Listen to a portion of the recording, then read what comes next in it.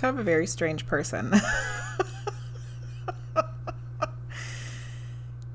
He's very acrobatic, and like he jumped up from the floor, and I was like, this is the third time somebody recently in the spirit world has said, ta-da.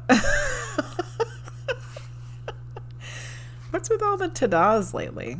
What is this, people? What are we doing? So I'm gonna go about this like he's someone who's passed that you know, but this might be something different. But we gotta hit all the bases here. So let's just start, and we shall act like this is someone that you know on the other side. Okay. He's very tall. He's very thin. He's very acrobatic. Seems like he's an entertainer of some sort. Like he would be perfect in a circus. He has that kind of presence where he needs to be entertaining people. And he's very physical with it. There's like something that he does that's very physical. It reminds me of almost like a jester from like King and Queen days, you know, like he's going to be doing cartwheels and backflips and like flippity flopping around and being all, you know, ta-da. He's not presenting himself as old. He's showing me himself as being fairly young, like I would say in his 30s. Like I said, this might be something different, but we're just going to keep going like it might be someone you know on the spirit world. Let's see if we can figure out how he passed. Of course, he has to be very dramatic with this as well. He's showing me like his body like all crumpling up, like things falling apart and not working anymore, which makes me feel like he didn't die when he was young, that he did live to be an old person and things just stopped working on him and his body. But because he was so physical with his body too, it could be that it wore out quicker than somebody else's would have. And now I'm going to try for a name or initial. He is literally singing the letter T at me. He's like, T, T, T. T could be his name or somebody related to him, and the person could even be in the living. So this is really freaking weird, Lunar Walker. Do you have any idea who this is?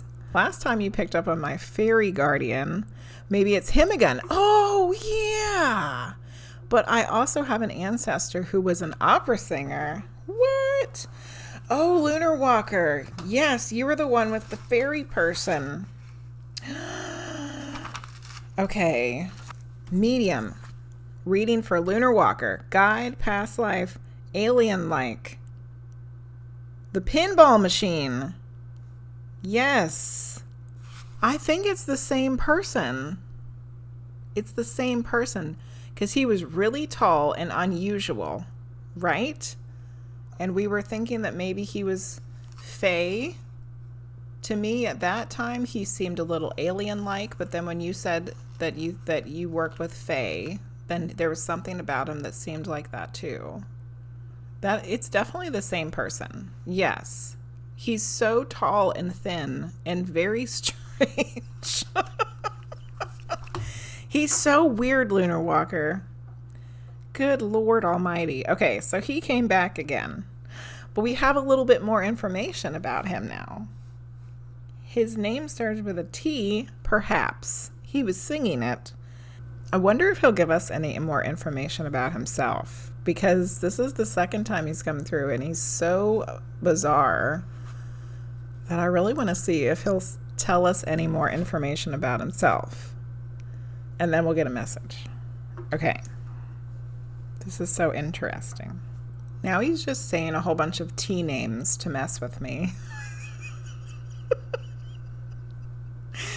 He's like, Thomas, Thomasina. I'm sure he was trying to say some other ones. It was like, he's just messing with me now. Okay.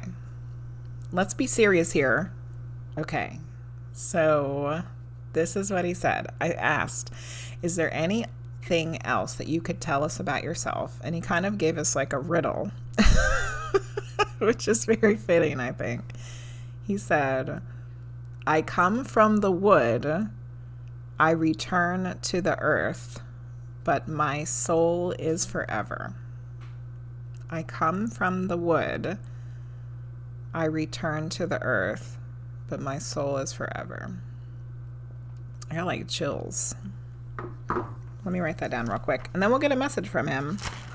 The thing about the woods is like, definitely think makes me feel like Faye, right?